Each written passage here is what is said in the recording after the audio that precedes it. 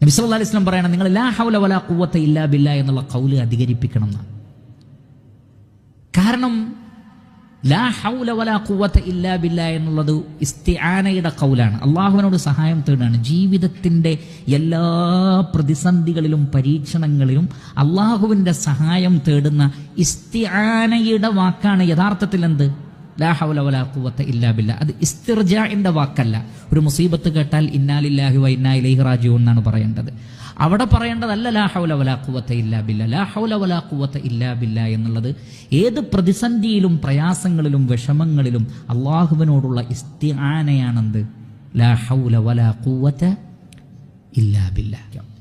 ഇത് ഞാൻ സൂചിപ്പിക്കാനുള്ള കാരണം, ഈ ഒരു ലാ ഹൗല വലാ ഖുവത ഇല്ലാ ബില്ലാ എന്ന വാക്ക് വർദ്ധിപ്പിക്കാൻ അള്ളാഹുവിൻ്റെ റസൂല് പറയാനുള്ള കാരണം ഉലമാക്കൾ വിശദീകരിക്കുന്നുണ്ട്.